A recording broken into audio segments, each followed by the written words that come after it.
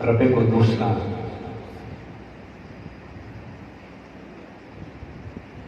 بے پناہ فضل و احسان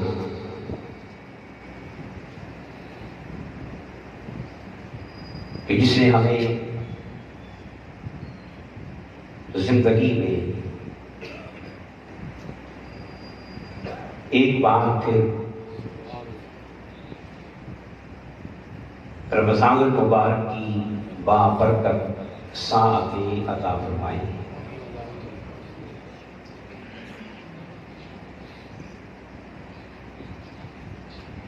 اور وہ شخص انتہائی خوش نصیب ہے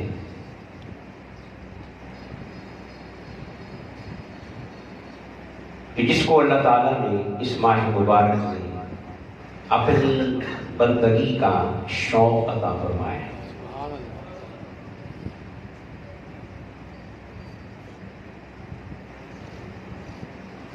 نفس اسی شخص کا بنتا ہے کہ جس پہ مولا کا کرم ہوتا ہے.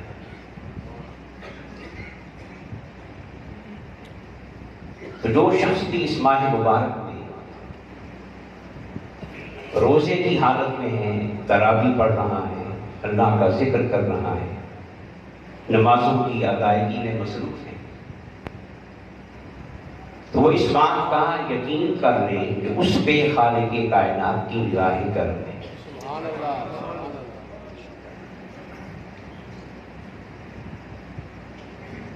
اور ویسے بھی بزرگ فرماتے ہیں کہ دوسری نماز کی توفیق اسی وقت ملتی ہے کہ جب پہلی مولا کی بارگاہ میں قبول ہو جائے.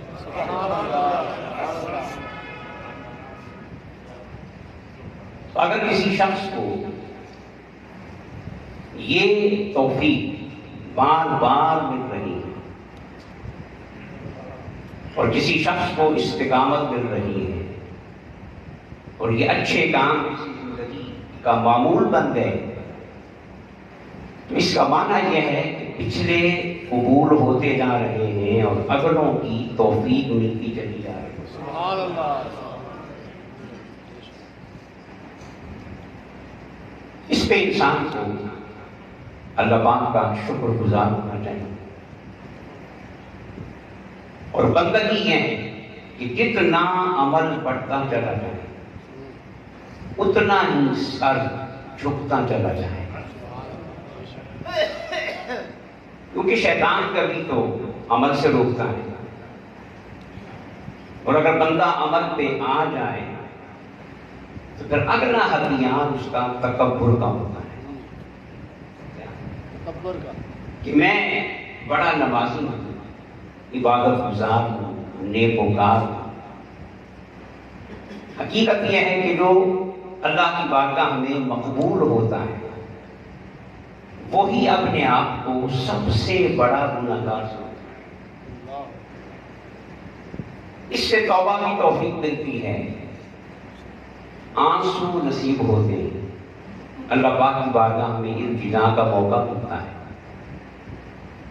تو ہر حال میں اس کا شکر بھی ادا کرنا چاہیے اور اس کی بارگاہ میں عاجزی اور انکساری کی کرنی چاہیے. جو شخص کتنا جھکتا چلا جاتا ہے مولا اسے بلند فرماتا چلا جاتا ہے. اللہ پاک کی بارگاہ میں دعا ہے کہ رب قدوس ہمیں اس ماہ مبارک کی برکتوں سے مالا مال فرما دے، اور جو یہ مہینہ آگے بڑھے شوق گھٹنے کی بجائے بڑھتا چاہے، اور جس کا شوق گھٹ جائے نا تو وہ سمجھ جائے کہ کہیں غلطی ہو گئی، کوئی کمزوری رہ گئی. اگر کمزوری نہ ہوتی تو یہ شوق مزید بڑھ جاتا. اللہ پاک ہمیں یہ 30 دنوں کا رمضان تو عطا فرمایا ہے، اللہ پاک ہمیں پوری زندگی کا رمضان عطا فرمائے. بینر لگا ہوا ہے نما ہے، زندگی کو رمضان بنا لو، زندگی کو رمضان بنا وہ جو موت ہے وہ کیا بن جائے گی؟ عید بن جائے گی. دنیا والے رو رہے ہوں گے، جانے والا مسکرا رہا ہے. اور یہی زندگی کا فلسفہ ہے کہ زندگی کو رمضان بنانا، پھر عید موت، اور قبر بھی عید، حشر بھی عید، پھر آگے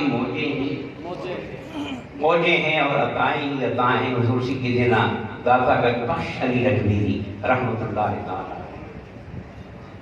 آپ کے مرشد گرامی، ان کا ایک جملہ پہلے بھی سنایا کرتا ہوں. وہ فرماتے ہیں کہ الدنیا یوم ولنا فیہا صوم. یہ دو فکریں ہیں. فرماتے ہیں کہ یہ ساری زندگی کیا یہ قول یاد رکھنی چاہیے. خواجہ معین الدین چشتی ایک کا قول ہے نا کہ کچھ نہ ہو سکے نا تو کسی ولی کا قول ہی یاد کر لو. آئیے کسی ولی کا اور قول بھی یاد نہ ہو سکے نا تو کسی ولی کا نام ہی یاد کر لو. تو یہ قول ہے داتا صاحب کے مرشد کا. آپ فرماتے ہیں کہ یہ ساری زندگی ایک دن ہے. کیا؟ اور کسی بوڑھے سے پوچھ لیں، 80 سال کے بوڑھے سے پوچھ لیں تو وہ کہے گا ایک دن. کیوں بھائی کیا ہے؟ ایک دن ہے. تو فرماتے ہیں کہ ساری زندگی بولیے روزے کی حالت میں بولیں گے تو زیادہ سوال. نفس کی نفس کی. میں نے آپ کو درس میں نے عرض کیا تھا کہ روزہ ہمیں سکھاتا کیا ہے؟ روزہ ہمیں سکھاتا کیا کہ طبیعت نہ چاہ رہی ہو پھر بھی جو کرنا ہے تو وہ کرنا ہے. یہ روزے کا فلسفہ ہے. یہ روزے کا فلسفہ ہے کہ طبیعت اب روزہ رکھا ہوا ہے، بھوک ہے، پیاس ہے، گرمی ہے، ٹھیک ہے نا، کام کرنے کو دل، نماز بھی پڑھنے کو دل، اٹھنے کو دل، مگر کیا کہا کہ کرو. اب جو کرے گا نا وہ میرا ہوگا. اب جو کرے گا تو طبیعت کے چاہنے پہ کرنا. یہ تو بچوں کا کام ہے. کیا بچے طبیعت کے محتاج ہوتے ہیں، مرد نہیں. مرد وہ ہوتا ہے کہ طبیعت ساتھ چلے تو بھی ٹھیک ہے، اور طبیعت ساتھ نہ چلے تو وہ فیصلہ کر لیتا ہے کہ جو میں نے کرنا ہے وہ میں نے کرنا ہے. یہ کمال انسانیت ہے. اور مولا کو ایسے بندے پسند ہیں، ایسے کہ جو طبیعت کے محتاج، جو دل کے محتاج. تو پھر مولا فرماتا ہے ان اللہ، میں کس کے ساتھ ہوں؟ صبر کرنے والوں کے ساتھ. تو طبیعت کے خلاف چل کے دیکھ تو صحیح، تو اکیلا نہیں ہوگا، تیرا مولا تیرے ساتھ. تو مولا نے شرط لگا دی ہے کہ اگر مجھے ساتھ رکھنا ہے نا تو پھر طبیعت کو نہیں دیکھنا. کیوں بھائی؟ پھر تھکاوٹ کو، پھر مزاج کو، بس میرا حکم اپنے آپ پہ لاگو کر، اس پہ چل پڑ. جہاں تیری طبیعت ساتھ چھوڑے گی وہاں میری رحمت تیرا ہاتھ پکڑ کے نقطۂ کمال. اس لیے میں نے کہا ذرا جوش کے ساتھ بیٹھے تو پھر ثواب زیادہ ہے. زیادہ ہے. نماز جمعے کی پڑھنی ہے تو سست ہو کے نہیں. اگر سست ہو کے پڑھی تو پھر نفس خوش ہوگا. نفس میں نے اسے سست کر دیا ہے. آج کی نماز پورے سال کی نمازوں سے زیادہ سست ہو کے پڑھی. پھر مولا کی رحمت سامنے ہوگی. انہوں نے فرمایا کہ پوری زندگی ایک بول پوری زندگی اور اس ایک دن میں ہم نے روزہ رکھ لیا ہے. اس ایک دن میں ہم نے تو وہ روزہ سحری افطاری والا نہیں ہے، یہ تو مشق ہے. یہ کیا ہے؟ وہ روزہ سحری اور افطاری والا نہیں ہے. وہ روزہ ہر قسم کے حرام سے بچنے کا ہے. جو شخص حرام سے بچ گیا اس کی پوری زندگی روزہ ہے. سبحان اللہ. اس کی ہر رات شب برات سبحان اللہ. اور ہر دن یوم عید. سبحان اللہ. مگر شرط کیا ہے کہ وہ کس سے بچ جائے؟ حرام سے. اس ماہ مبارک کی برکتوں کو سمیٹنا چاہیے اور کوشش کرنی چاہیے کہ ہمارے اندر صبر کا مادہ پیدا ہو جائے. کس کا؟ صبر کا. آج امت مسلمہ جو کمزور ہے نا، تو اسی لیے عبادت کر رہے ہیں مگر عبادت سے کچھ لے نہیں رہے. عبادت سے کچھ لے نہیں. ایک بات یاد رکھیں، عبادت کریں تو اللہ پاک نے عقل دی اور قرآن پاک میں سینکڑوں جگہ پہ کہا ہے کہ غور کیوں نہیں کرتے؟ غور کیوں نہیں کرتے؟ تو غور کس بات پہ کرنا ہے؟ اسی بات پہ کرنا ہے کہ روزے نے ہمیں کیا دیا ہے. روزے نے، نماز نے ہمیں کیا دیا ہے؟ صرف ثواب نہیں، صرف مولا کا مقصود ثواب نہیں ہے، مولا کا مقصود انسان ہے. کیا ہے؟ جنت. انسان جنتوں کے لیے نہیں ہے، جنت انسان کے لیے. سبحان اللہ. رحمتیں انسان کے لیے، بخششیں. انسان کے لیے. میں نے پہلے بھی عرض کیا تھا نا، اگر انسان مقصود نہ ہوتا کیا انسان مقصود تو مولا کسی کو بخشتا نہیں. مولا کسی کو بخشتا ہے. 100 سال گناہ کر کے بندہ آیا تو پھر مولا کہتا ہے 100 سال حرام زدگی کی، میرے دین کا مذاق اڑایا، نافرمانی کی، اب میں تجھے ایسے ہی معاف کر دوں. پہلے سزا بھگت، پہلے سزا کو. تو پھر دیکھیں گے معاف کرنا ہے کہ نہیں. مولا یہ شرط لگاتا ہی نہیں. سبحان اللہ. اس کا معنی یہ ہے کہ مولا کا مقصود دین نہیں ہے، مولا کا مقصود انسان. انسان ہے.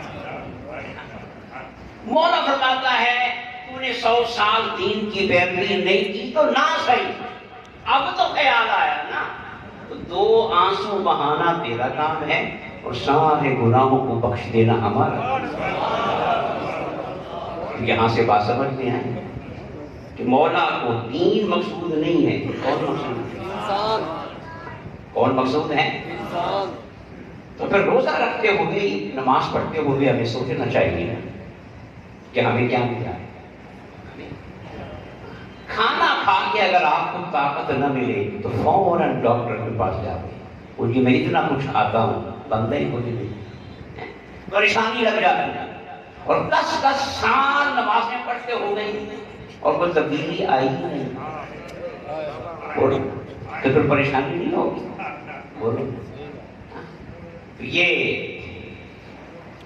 ہمیں کوشش کرنی چاہیے کہ عبادات کے ذریعے ہمارے اندر خوبیاں پیدا ہوں.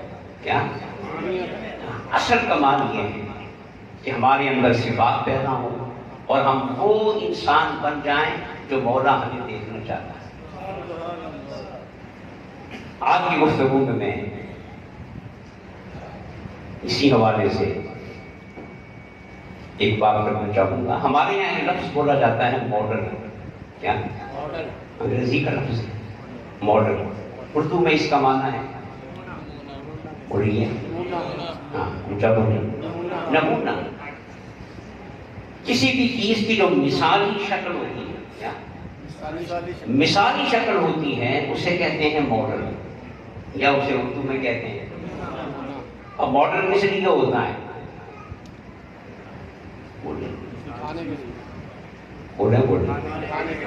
ماڈرن اس لیے ہوتا ہے دکھانا بھی ایک مقصد ہے، مگر اصل مقصد کیا ہے کہ یہ ہے ماڈرن، نمونہ، کمال. کیا؟ اب باقی اس کی پیروی کر کے اس جیسا بننے کی، یہ اصل ماڈل کا. آپ بتاتے ہیں نا ماڈرن ولیج، مثالی گاؤں، ایک اچھا گاؤں بنا دیا تاکہ باقی گاؤں جو ہے وہ اس کی بولیں پیروی پیروی کریں، اپنے دیہات کو اچھا بنائیں، ماڈل اسکول بنا دیا، ماڈل تھانہ بنا دیا، ٹھیک ہے نا، ماڈل سٹی بنا دیا، معیاری کسی بھی شہر کی معیاری شکل بنا دی، اسے کیا کہا کہ ماڈل ہے، باقی اس کے پیچھے پیچھے آؤ۔ اب کوئی 100% ویسا بن جائے، کوئی 80% بن جائے، 70%، وہ 50% بن جائے، کتنا بھی بنے گا بہتر تو ہوگا نا، پہلے سے بہتر ہوگا۔ تو یہ ایک ہماری روایت ہے کہ ہم کسی بھی شہر میں کیا بناتے ہیں، بولیں، اور یہ جدید جو ہماری زندگی ہے، دنیا ہے، اس کا یہ لازمی حصہ ہے کہ ہر شہر کا پہلے کا بنایا جاتا ہے ماڈل۔ اب پوری انسانیت کے لیے کہ ایسا بننا ہے، ایسا اللہ نے بھی ایک ماڈل بنایا ہے، ایک ماڈل بنایا، بڑی محنت سے بنایا ہے، بڑی اور بڑی چاہت سے اور بڑے چاؤ سے بنایا ہے ماڈل، کہ ایسا بننا ہے، اس کو ہر وقت دیکھتے چلے جاؤ اور اس کے قریب اپنے آپ کو لاتے چلے گا۔ وہ ماڈل کون ہے؟ وہ ہے آمنہ کا لحظ، پوری انسانیت کا بولے ماڈل، پوری انسانیت کے لیے کائنات کا ماڈل انسان، مثالی انسان، نمونے کا انسان، وہ کون ہے؟ آمینہ کا نام، بولیے، آمینہ کا، اونچا بولے، آمینہ کا، اور زور لگے، آج آپ کو سکا کے بھیجے۔ تو ساری انسانیت کے لیے ماڈل کس کو بنایا؟ آمینہ کا، نمونہ بنا دیا۔ کیا بنا دیا؟ فرمایا کہ اب ہر وقت اس کو نگاہ میں رکھو، اس کو نگاہ میں رکھو، یہ جو محبت مصطفیٰ ہے وہ اسی لیے، اطاعت مصطفیٰ اسی لیے، اتباع مصطفیٰ اسی لیے، شان مصطفیٰ اسی لیے، حسن و جمال مصطفیٰ، یہ سارے پہلو ہیں اس حقیقت کو بیان کرنے کے لیے کہ پوری کائنات انسانی کے لیے اگر کوئی ماڈل ہے تو وہ اور بنایا کس نے؟ اب ایک بات یاد رکھیے، حضور کا ماڈل ہونا صرف ہم جیسوں کے لیے نہیں ہے، صرف ہمارے لیے بھی حضور ہی ماڈل ہے، مگر وہ ماڈل کتنا عظیم ہوگا جو عبد القادر جیلانی کا بھی ماڈل ہے۔ ہم اپنی سطح پہ آ کے نہ دیکھیں، ہماری تو اوقات ہی کچھ نہیں، اگر کہ ہم نے بھی دیکھنا اسی کو ہے اور پیروی اسی کی کرنی ہے، مگر یہ نہ کہیں کہ وہ ہم جیسوں کا ماڈل ہے، نہیں، وہ کتنا عظیم نمونہ ہے جو بایزید بستامی کا بھی ماڈل ہے،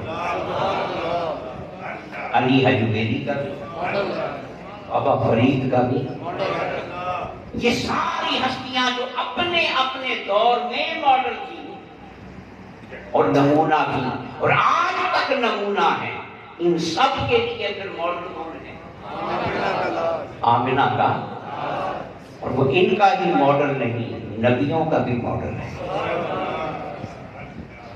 حضرت عیسیٰ آئیں گے نا، اپنی شریعت والا ماڈل لے کر نہیں، وہ اپڈیٹ نہیں ہے، اب وہ نبی ہو کر بھی ماڈل بنائیں گے تو کس کو؟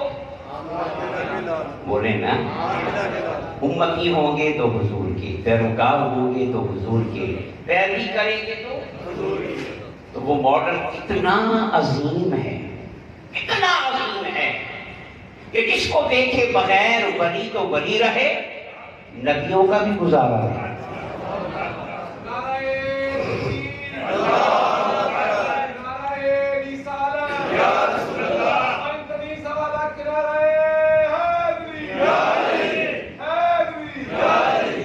اور ہم کتنے خوش نصیب ہیں کہ جو نبیوں کا ماڈل ہے، کیا नबियों का मॉडल। वो अल्लाह ने हमें दिया है, वो अल्लाह ने हमें दिया, बोले, वो अल्लाह ने। हमें दिया। और मैं तो समझता हूँ कि मॉडल बहुत आला था, हम बहुत पस्त थे। और मॉडल तो वही है, बहुत आला है। हमारे और उसके दरमियान बड़े फासले थे, हम उन फासलों को खत्म नहीं कर सकते। तो फिर मौला ने कहा चलो कोई नहीं, फासले खत्म करने के लिए कुछ मैं हिस्सा डाल देता हूँ, शबे कदर बना देता हूँ। शबे कदर बना देते। जो फासला 400 साल में तय होना था ना, क्योंकि मॉडल इसको बनाया है, आप तो तुम्हें इसके करीब भी तो लाना है, इसके करीब भी तो लाना है। तो फिर आओ, जो फासला पिछली उम्मतों को 400 साल में तय होता था, मैं एक रात में तय करा देगा। शबे बरात बना दी, शबे कदर बना दी, एक नेकी का सवाब 700 गुना का। और फिर जिसके लिए चाहता है इससे भी बढ़ा देना है। तो याद रखें कि जो सवाबों का बढ़ना है ना, ये हमारी औकात नहीं है, ये हमारी औकात, हमारी औकात नहीं है, हमारा इस्तेहकाक नहीं है। हम कौन होते हैं कि हमें शबे कदर मिल जाए, शबे बरात मिल जाए? ये हमारी औकात नहीं, ये उस मॉडल की खैरात है, मुस्तफा का सदका है कि मौला हमें उसे के करीब करने के लिए अल्लाह पाक ने ये शॉर्ट रास्ते बना दिए कि कुछ ना कुछ तो मेरे जाके। तो हुजूर ने पूरी इंसान, अल्लाह पाक ने पूरी इंसानियत के लिए मॉडल किसको बनाया? आमिना के। और फिर मॉडल भी कैसे? पिछले अदवार में जब शिरक था ना, तो लोगों ने खुदा मुख्तलिफ बना रखे। उनका अकीदा क्या था कि ये खुदा बारिश देता है, ये खुदा हवा चलाता है, ये खुदा शिफा देता है, ये खुदा रिस्क देता है, ये खुदा ये काम करता है। हर काम के लिए अलहदा खुदा। इस्लाम ने कहा नहीं, तौहीद, तौहीद, खुदा एक होगा और काम सारे करेंगे। खुदा एक होगा और काम सारे करेंगे। अब मौला ने कहा सिर्फ खुदा ही एक नहीं होगा, जिस तरह खुदा एक होगा और काम सारे करेंगे, इसी तरह मॉडल एक होगा और नमूना जिंदगी के हर शोबे में दिखाए।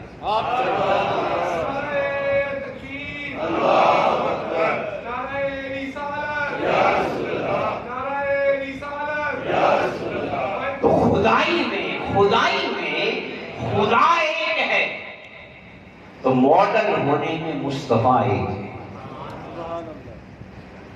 सब कुछ मांगना है तो एक खुदा से, और कुछ बनने के लिए देखना है तो एक मुस्तफा।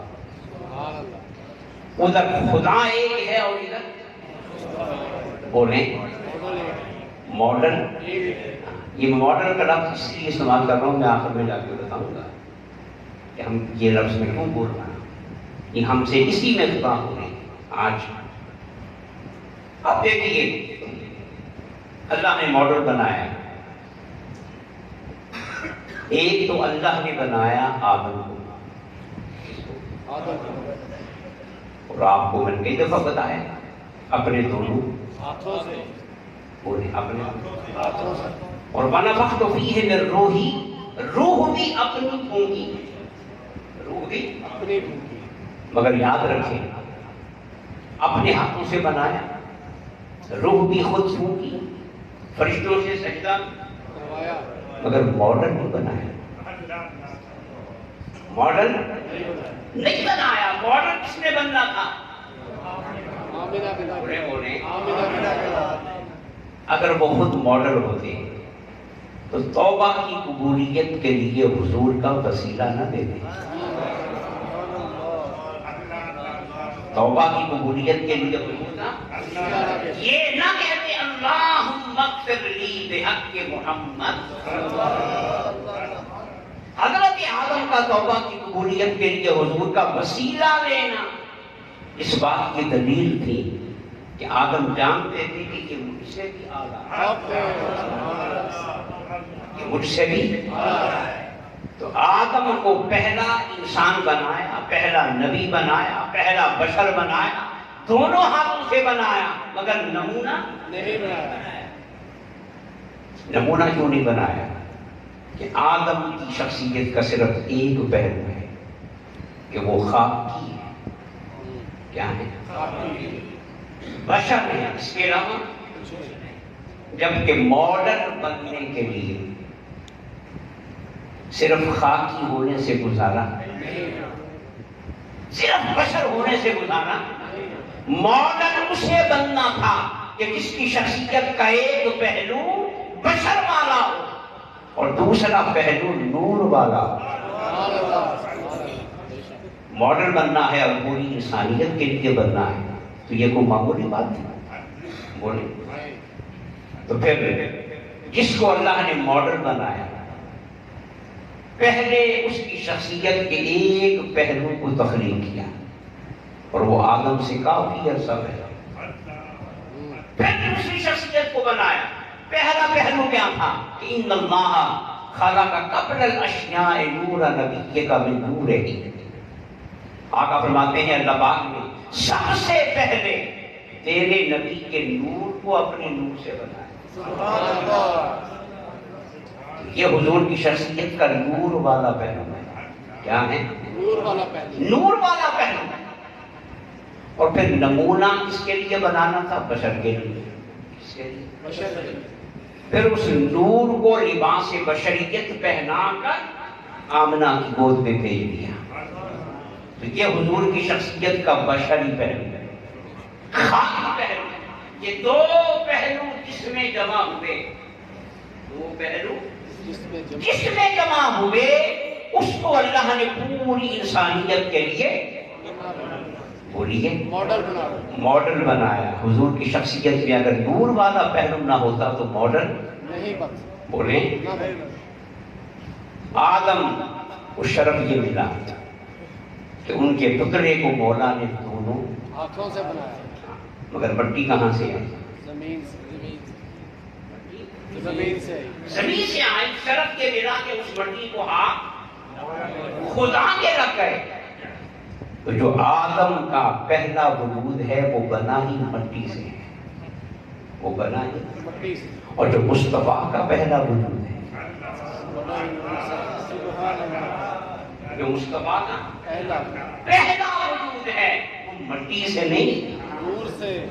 بولے نا، نور سے بنا ہے. اور نور بھی کوئی ماڑا نہیں. نور نبی کا من نور ہی. مولا نے اپنے نور کی شعاعوں سے مصطفیٰ کے حضور کو پیدا کیا. وہ حضور کی خلقت اول، خلقت.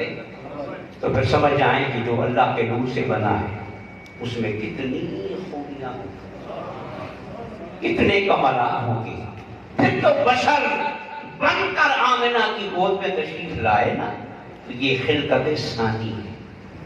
یہ خلقت، یہ حضور لباس بشر پہن کے اس لیے آئے کہ سب کو نظر آ سکے، نظر آ سکے اور لوگوں کے لیے نمونہ بن سکے. نمونہ بنا کے پھر نام رکھ دیا محمد صلی اللہ علیہ وسلم. محمد کا معنی ہے کہ جس کی بار بار تعریف کی جائے، جس کی بار بار تعریف کی جائے. اور یاد رکھیں ماڈرن کا حق ہوتا ہے کہ اس کی تعریف کی جائے. بے شک بے شک. اور اگر تعریف نہ ہو سکے تو اسے ماڈرن ہونے کا کوئی حق نہیں. آپ بھی ماڈل بنائیں گے تو وہ تعریف کے لائق ہوگا تو پھر لوگ اس کی تعریف سن کے اس کی طرف آئیں گے نا. اس جیسا بننے کی کوشش کریں گے. تو ماڈل ہونے کے لیے قابل تعریف ہونا ضروری ہے، شرط ہے. مولا نے کہا آؤ میرا ماڈل دیکھو، میرا بنایا ہوا نمونہ دیکھو. ایک تعریف کے لائق نہیں، دو تعریفوں کے لائق نہیں. اس کا تو میں نام ہی محمد رکھ رہا ہوں. تک سورج چڑھتا رہے گا میرے محمد کی تعریفیں پوری نہیں ہوگی۔ جب تک کائنات کا نظام چلتا رہے گا، دنیا کا سسٹم رک جائے گا، میرے یار کی تعریف نہیں ہوگی۔ دنیا میں تم تعریفیں کرو گے، قیامت کے دن عرش پہ بٹھا کے میں خود کروں،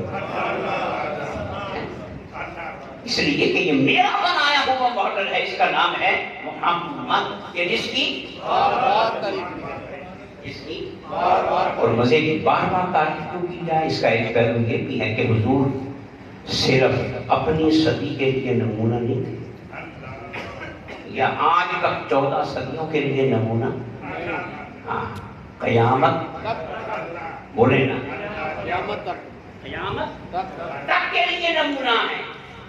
اور سب سے مشکل پہلو پتہ کیا ہے؟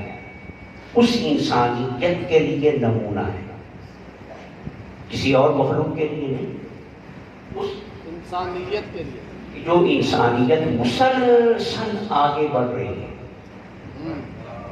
مسلسل آگے بڑھ رہی ہے، علم میں، آگے بڑھ رہی ہے، مشاہدے میں، آگے بڑھ رہی ہے، تجربے میں، آگے شعور میں، آگے اور ساری کائنات کو مسخر کرنے میں آگے بڑھ رہی ہے، فرشتوں کے لیے ماڈل ہونا کوئی مشکل نہیں، کیونکہ وہ جہاں ہے وہی ہے۔ یہی ہے، انسان کے لیے ماڈل بننا بڑا مشکل تھا، واہ صحیح ہے کہ نہیں؟ بے شک انسان کے لیے ماڈل بننا بڑا مشکل، بڑا مشکل تھا۔ یہ تو ہر لمحے میں آگے سے آگے بڑھ رہا ہے، ذہن ترقی کر رہا ہے، علم ترقی کر رہا ہے، شعور آگے بڑھ رہا ہے، تہذیبی اقدار آگے بڑھ رہی ہیں، اور صدیوں تک اس انسان میں آگے بڑھنا ہے۔ مولا نے کہا آؤ میں نے ماڈل ایسا بنایا ہے، ماڈل ایسا بنایا ہے، انسان زمین پہ ہو تو بھی یہی ماڈل، چاند پہ پہنچ جائے تو بھی یہی ماڈل، مریخ پہ پہنچ جائے تو بھی یہی ماڈل، ساری کائنات کو مسخر بھی کر لے تو ماڈل میرا آمنا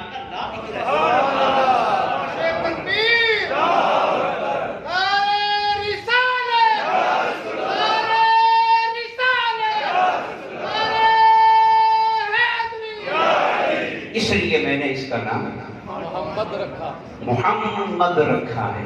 کیا محمد رکھا، محمد رکھا ہے کہ جس کی ہر لمحے تعریف کی جائے، اس کی ہر لمحے تعریف کی تعریف کی جائے، اس کی صفات چلکتی چلی جائیں، جس کے کمالات سے پردے اٹھتے چلے، اٹھتے چلے جائیں۔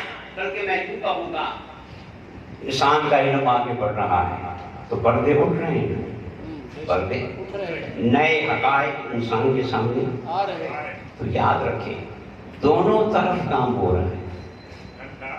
اگر انسان کی نگاہوں کے سامنے کائنات سے پردے اٹھ رہے ہیں، اور نئی حقیقتیں سامنے آ رہے ہیں، خدا کی قسم قیامت تک انسان کی آنکھ کے سامنے جمال مصطفیٰ سے بھی پردے اٹھتے جا رہے ہیں۔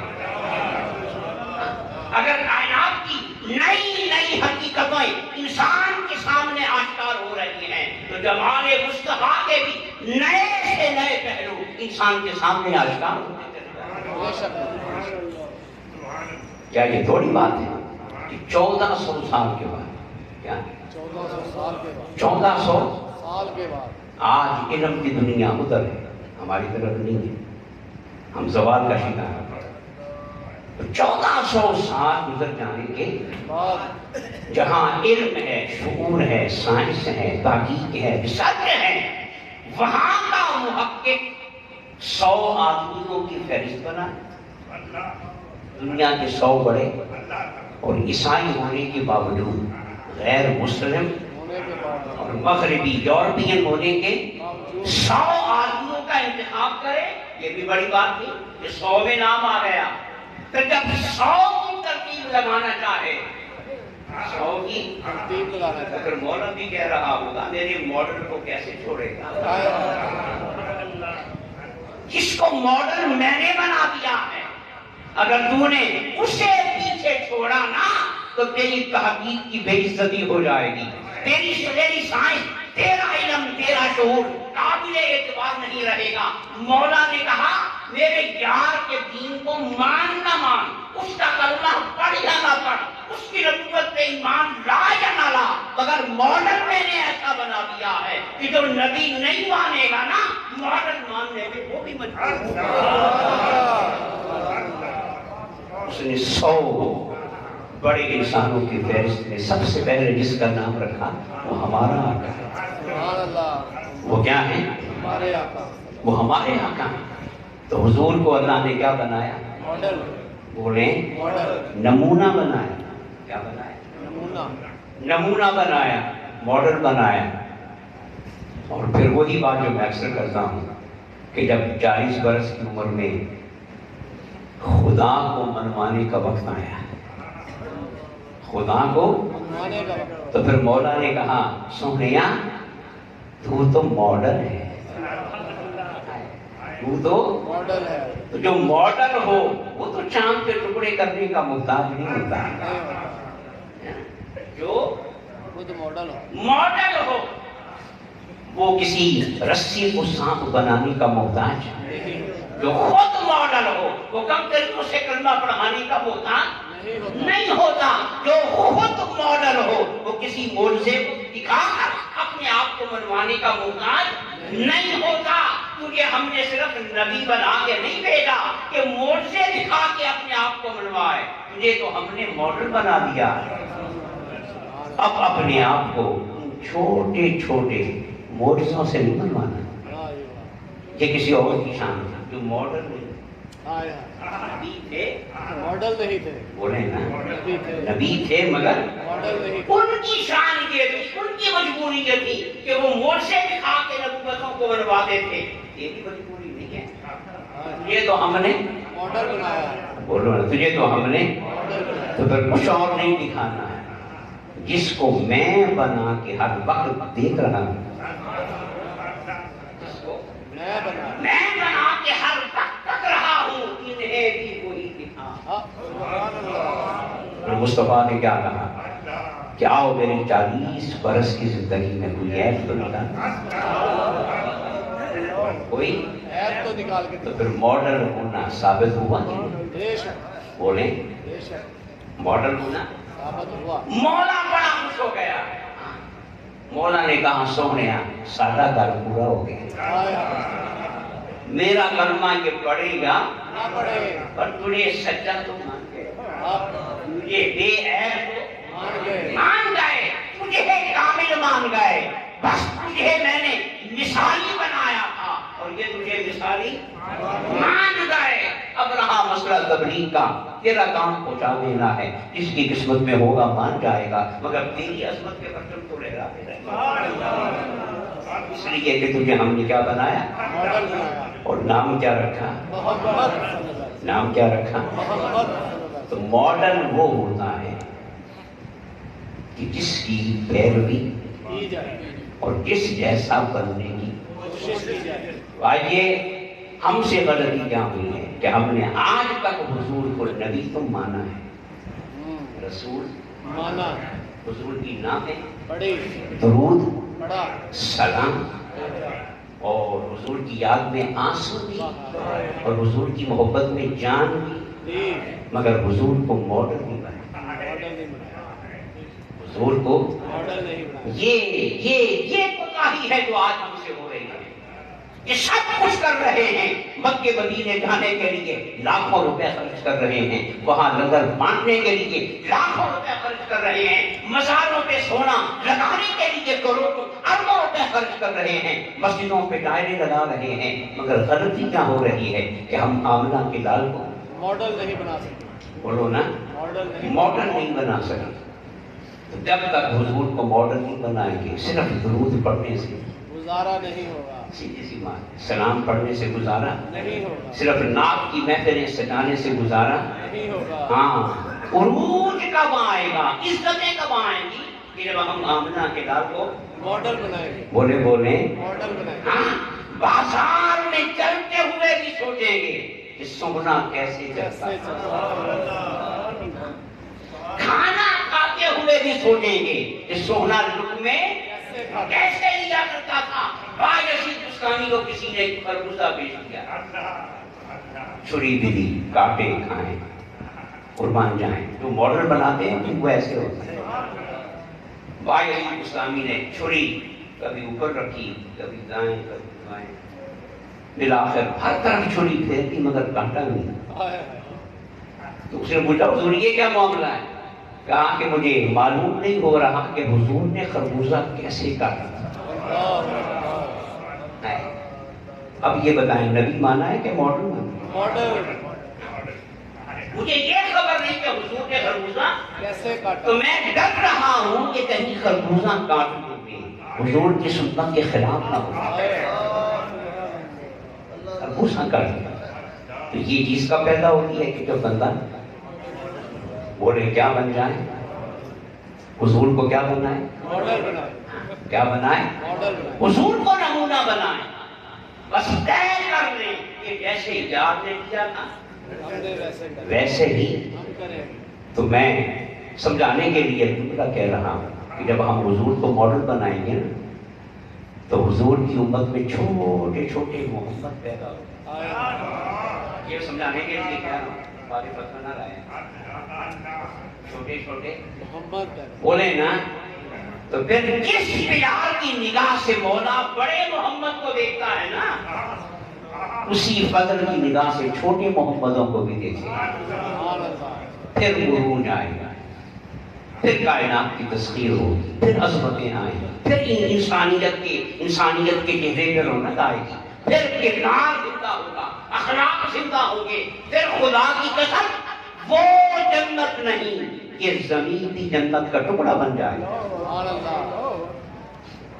بات سمجھ نہیں آئی؟